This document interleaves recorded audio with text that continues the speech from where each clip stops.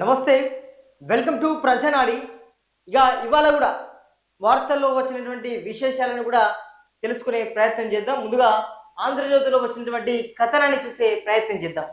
ఇక ఏదైతే ఉందో ఎస్ఎల్బిసికి సంబంధించి ఆ టన్నెల్ అయితే మన సీఎం రేవంత్ రెడ్డి గారు సందర్శించడం జరిగింది. సో చూద్దాం. కేటీఆర్ కు అహంకారం, కిషన్ రెడ్డికి కుళ్ళు, ఆయన కన్నా జూనియర్ గా ఉన్న నేను ఎదిగానని ఒక అసూయ, రాష్ట్రానికి మంచి చేయాలని మోదీకి ఉన్న కిషన్ రెడ్డి సైంధవుడిని అడ్డుపడుతున్నారు. ఏదైనా వస్తే తన ఖాతాలో వేసుకుంటున్నారు, రాకపోతే రేవంత్ ఏం చేయలేదని అంటున్నారు. ఎయిర్పోర్ట్ తెచ్చింది ఆయనే అయితే మూసి ఆర్ఆర్ఆర్ మెట్రోలను అడ్డుకున్నది ఎవరు? కేంద్రం వద్ద ఈడీ సిబిఐ ఉన్నాయని ఎంతకాలం బెదిరిస్తారు? చావు ఓసారే వస్తుంది. కృష్ణాలో ఎక్కువ నీటిని ఏపీకి ఇస్తూ కేసీఆర్ పెట్టిన సంతకం రాష్ట్రానికి యమపాశమైంది. ఏడాది కాకముందే దిగిపోవాలంటున్నారు. ఈ పాలమూరు బిడ్డపై పగ ఎందుకు? వనపర్తి బహిరంగ సభలో సీఎం రేవంత్ రెడ్డి మాట్లాడారు.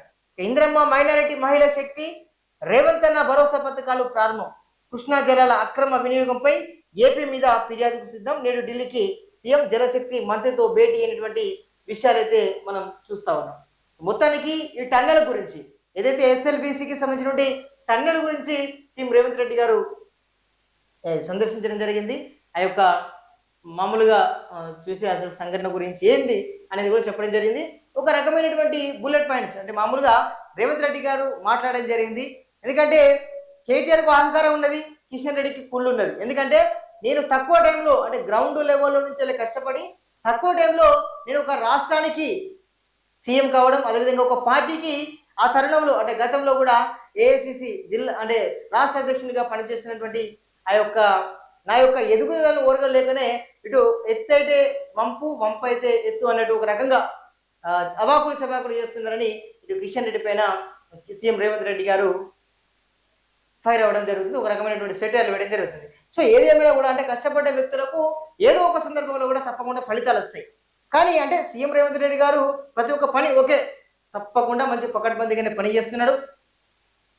మార్పు రావాలనుకున్నటువంటి ఆ మార్పుకు ధీటుగానే నిజంగా ప్రజల్లో ఏదో ఒక రకమైనటువంటి మంచి ఆలోచనలు తేవడానికి, మంచిగా వాళ్ళందరూ కూడా అభివృద్ధి పడడానికి కూడా రేవంత్ రెడ్డి గారు అయితే కృషి చేస్తున్నారు. సో ఇలాంటి ఇబ్బంది లేదు. ముఖ్యంగా అనేక రకాలుగా సరే ఏదైనా కూడా ఇంట్లో మనం అందరికీ న్యాయం చేయాలంటే చేస్తాం, సరే కొంతమంది చేస్తాం, ఒక్కొక్క టైంలో చేస్తూ ఉంటాం. సో ఇది కూడా అంతే. ఏదైతే 6 గ్యారెంటీల పథకాలకు వీళ్ళు అమలు అధికారంలో వచ్చిందో ఆ టైంలో కూడా ఒక్కొక్క పథకాన్ని అమలు చేస్తూ వస్తున్నారు. సో రేవంత్ రెడ్డి సర్కార్లో కూడా ఒక రకంగా చెప్పాలంటే సరే అందరి మంత్రులు అనుసంధానంగా పనిచేస్తున్నప్పటికీ రేవంత్ రెడ్డి సర్కార్లోనైతే అంటే కొంత మటుకు ఈ ప్రభుత్వంలో మంచిగా సలహాదారులను పెట్టుకుంటే ఇటు రేవంత్ రెడ్డికి కూడా ఎలాంటి ఇబ్బంది ఉండదు. ఎందుకంటే గ్రౌండ్ లెవెల్లో ఉన్నటువంటి అనేక రకాలుగా పేద ప్రజలు ఏం చేస్తున్నారు, వాళ్ళు ఎలాంటి ఇబ్బందులు పడుతున్నారనే విషయాలను తప్పనిసరిగా సలహాదారులు మంచిగా పకడ్బందీగా వాళ్ళు ఇస్తే రేవంత్ రెడ్డి కూడా తన యొక్క బాధ్యతలను కూడా సమర్థవంతంగా 100% నిర్వర్తించేందుకు కూడా ఆస్కారం ఉంటుంది. ఎవరైతే ఉన్నారో మనం ఏదైనా పని చేయాలంటే సలహాలు సూచనలు ఇచ్చేవారు తప్పకుండా కావాలి. ఒకరితోడే పని అవుతుంది అంటే కాదు. ఏ పనైనా కూడా అంతే, ఏ సంస్థ స్థాపించాలన్నా కూడా సలహాలు ఇచ్చేటోళ్ళు ఉండాలి, ప్రోత్సహించేవారు ఉండాలి, పటిష్టంగా 100% పూర్తి చేయడానికి మనం అంతా సహకారం అందించే వాళ్ళు కూడా ఉండాలి. అలాంటప్పుడే ఏదైనా కూడా విజయవంతం అవుతుంది. సో అందులో భాగంగానే కాంగ్రెస్ సర్కారుకు ఒక మంచి సలహాదారులు, మంచిగా ప్రోత్సహించేవారు, సలహాలను తప్పకుండా నిర్వర్తించేవారు, వాటిని అమలు చేసే విధంగానే ఉండాలంటే ఈ యొక్క ప్రభుత్వ హయాంలో ప్రభుత్వ సలహాదారులు ఇంకొకరి మంచి మందిని తీసుకుంటే ప్రతి ఒక్క కార్యక్రమం ఉంటుంది. అదేవిధంగా ఏ కార్యక్రమమైనా ఏ దేనికైనా కూడా మంచిగా ఉండే అవకాశం ఉంటుందని కూడా చెప్పడం జరిగింది. అంటే మొత్తానికి ఈ మన సీఎం రేవంత్ రెడ్డి గారు అయితే ఇటు కిషన్ రెడ్డి పైన అదేవిధంగా కేటీఆర్ పైన అయితే మాట్లాడడం జరిగింది. తప్పకుండా అంటే మామూలు ఎన్ని రోజులు బెదిరిస్తారు? సరే కాంగ్రెస్ సర్కారు ఉన్నది, సరే వాళ్ళు ఉన్నది, కేంద్రం అధికారంలో ఉంటే ఆ కేసులు ఉన్నాయి, ఈ కేసులు ఉన్నాయి, ఎన్నిసార్లు బెదిరిస్తారని కూడా అడుగుతున్నాడు. వాస్తవమే కదా. ఎందుకంటే పరిపాలన సక్రమంగా జరగాలంటే ప్రోత్సహించాలి ప్రభుత్వాలు కూడా. సో దాని ప్రకారం కూడా మనకు సీఎం రేవంత్ రెడ్డి గారు అయితే చెప్పడం జరిగింది.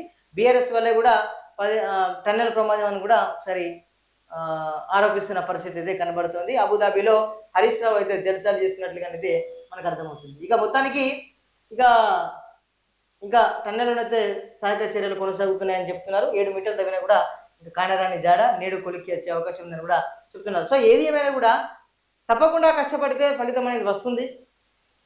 రావడం లేట్ కావచ్చు, కానీ రావడం మాత్రం పక్కాని కూడా ఒకసారి నిరూపించిండు. తప్పనిసరిగా సీఎం రేవంత్ రెడ్డి గారు మీ యొక్క ప్రభుత్వంలో మీకు సలహాదారులను మంచోళ్ళని ఎన్నుకోండి.